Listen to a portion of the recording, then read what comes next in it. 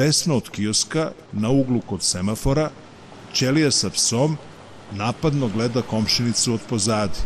Gde si, guzata kučko? Hoćeš danas da te malo nataknem od pozadi ko kjere? Neka, hvala. Ali tu pozu ostavljam vama dvojici. Ja volim spreda, pa ako hoćeš, ajmo sad malo kod mene da vidimo šta znaš. Ćelija, zbunjen tim neočekivanim odgovorom, u čudu otvara usta i crveni u licu.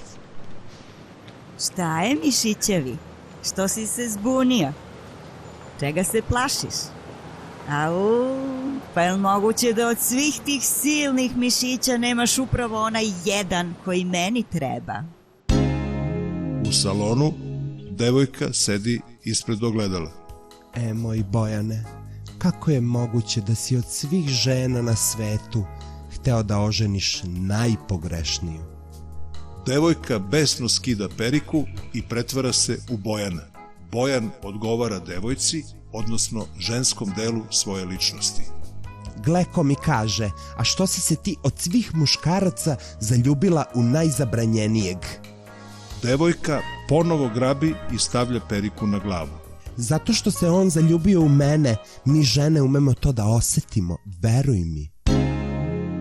U Gvozdenovom stanu Živana pije kafu, a Gvozden tablete za smirenje. Nikad od njega čoveka. Time što je otkazao venčanje i pobegao, pokazao je svoje pravo pedersko lice. Ne ludi, Gvozdene, znaš da imaš visok pritisak. Mesecima nas je vukao za nos, a sad pred svima obrukao. On je sramota ljudskog roda, a ne samo naše porodice. Ali razumi ga, uhvatio je buduću ženu u prevari. Kako bi se ti osjećao da saznaš da ja tebe varam? Ma daj! Dobro, dala sam ti glup, nemoguć primer, ali i opet. Na ulici, kod kontejnera, prosjak priča u mobilbi. Alo, čistoća, jedan kontejner kod motela smrdi. Jel možete večeras da ga ispraznite? Ispred motela, na parkingu, između ostalih kola, parkiran je i Ćelijin džip. Mnogo pijani Ćelija i Vendi, koja vodi njegovog pitbula, izlaze iz motela i prilaze džipu. Bolje da ja vozim, da ne poginemo negde. Baš si preterao, a ja sam skoro čista. Vendi otključava džip. Obnevideli Ćelija kreće da sedne na suvozačevo mesto, ali povraća pored džipa. Vendi seda na mesto vozača i ubacuje ključ u bravu. Pas njuši, cvili i skače. Šta su životinje? Tačno je nanjušio da sam jutros dobila. Vendi okreće ključ. Snažna eksplozija raznosi džip. Varnica, nasmešen, odlazi kolima sa parkinga. U novinama izlaze naslovi. Prošle noći Ćelijin džip dignut u vazduh. Poznati vođa navijača Ćelija izgubio nogu. Nastradali Ćelijin pas i nepoznata devojka. Policija intenzivno traga za počiniocima. U doktorovoj ordinaciji doktor spušta novine. Bojan plače. Možda bih, da sam neka muškarčina, sad lajao da je Vendi dobila šta je zaslužila i slično, ali moj odgovor na njenu pogibiju je čista tuga. To iz vas govori vaše drugo, žensko, suptilnije ja, jer u vama i dalje živi ta još jedna osoba, jedna nežna, plemenita i tužna devojka. Znači, onaj zahvat, zbog kog sad nema njenih fizičkih obeležja, ipak nije mogao da sputa i uništi i njen duh. Da, osjećam je od prvog trena kad smo se vi i ja upoznali.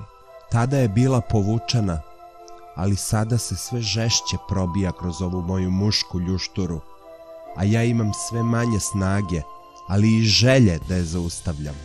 I nemojte, vi jednostavno imate prava na nju, s obzirom na nepravdu koja vam je onda lišavanjem nje učinjena. Ali tako se bojim da ću ovako rovit, ako se prerano otvorim i prepustim ljubavi, da opet pogrešim. Nećete, Samo slušajte trezno srce, a ne pijanu pamet. Stegnite zube i oslobodite više tu ženu iz sebe, da voli i da bude voljena. U Gvozdenovom stanu, u spavaćoj sobi, Gvozden drži slušalicu na uhu. Čuje se glas gospodina Sivog kroz telefon. Ukratko, Gvozdene, Varnica je postao svedok saradnik. Kako, gospodine Sivi? Dostavio je policiji snimak kako Tyson od njega naručuje ubistvo Ćelije. On je navodno to odbio i prijavio Tysona. I ko je na kraju izvršilac? Ko mari, Varnica je oslobođen optužbi, nagodio se preuzeće Ćelijin reon, ali će mu glava stalno biti u torbi. I treba, i mi u zatvoru smo najviše mrzeli cinkaroše. Zbog njega će Tyson na dužu kaznu za ubistvo devojke i psa i pokušaj ubistva Ćelije. Ne mogu da verujem. Tyson ubica. Tako dobar čovek. U hotelskoj sobi na krevetu leži razgolićena Živana. Pored nje sedi 50-godišnji gospodin Sivi, kome se ne vidi lice i koji priča u mobilni. Moj Gvozdene, taj dobar čovek tebi je i namestio robiju i kresao ženu sve vreme dok si bio tamo. Čuo sam već te priče, ali mi to ni on, ni moja verna Živana nikada ne bi uradili. Naravno, Gvozden, šalim se ja malo. Nego pošto su sad ti Tysonovi silni kiosci na prodaju, da li znaš nekog ko bi ih kupio i postao naš novi strateški partner? A o kolikom novcu se radi, gospodine Sivi?